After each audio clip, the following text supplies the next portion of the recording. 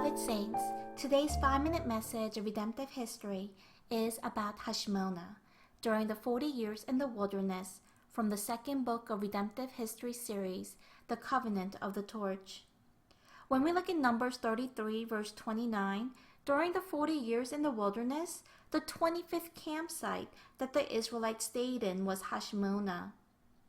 This was the 11th campsite after the Israelites were sentenced to 40 years of wandering in the wilderness at Rithmah. The meaning of Hashmonah is abundance of fruit, wealthy, plump, or fertile. First, God led the Israelites to a fertile land with an abundance of fruit. There is no biblical or historical records of what occurred at Hashmonah. However, when we examine the meaning of Hashmonah, it can be presumed that Hashmonah must have been fertile, even though fertile land was difficult to find in the wilderness. Wilderness is an endless barren desert. It is also a land of pits that appear from time to time throughout the desert to swallow up people and animals. In the phrase land of pits, the word pit is suha in Hebrew, referring to a place like sinking sand from which people cannot escape.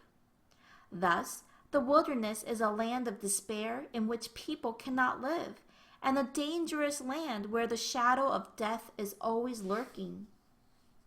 However, even in such a wilderness, God led his people to fertile soil with an abundance of fruit.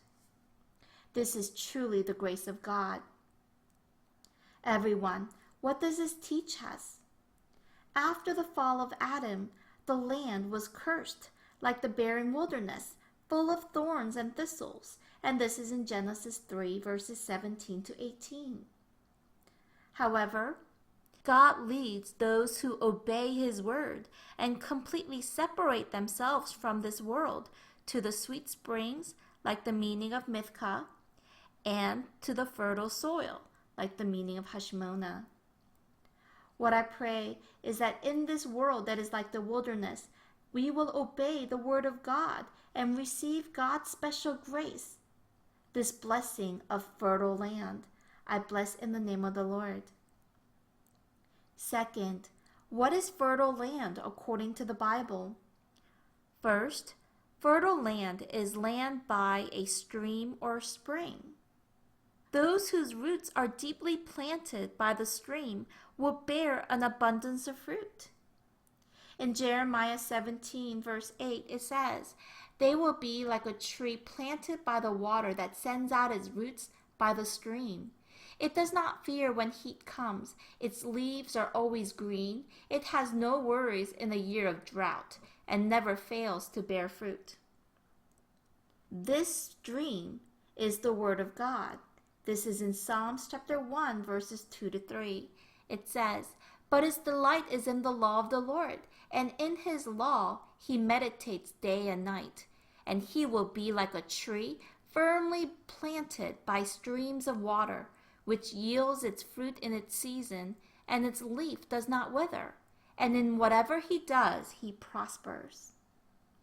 In such a way, let's believe that those whose roots are deeply planted by the word of God will receive a blessing of a fertile land abundant with fruit.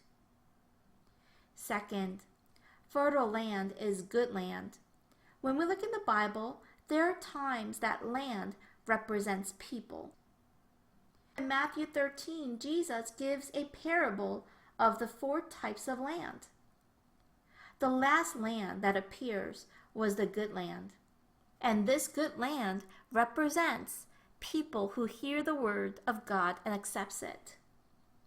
In Matthew 13 verse 23 it says, "As for what was sown on good soil, this is the one who hears the word and understands it." In Luke chapter 8 verse 15 it says, "But the seed in the good soil, these are the ones who have heard the word in an honest and good heart, and hold it fast, and bear fruit with perseverance." It says that those who persevere to the end are like the fertile land that bears fruits abundantly. In Matthew 4:20 it says, "And those are the ones on whom seed was sown on the good soil, and they hear the word and accept it, and bear fruit 30, 60, and 100-fold." Beloved saints, as we live our day today, let us listen and keep the word of God and persevere to the end. Then we will be victorious and bear fruit 30, 60, and 100-fold. I bless in the name of the Lord.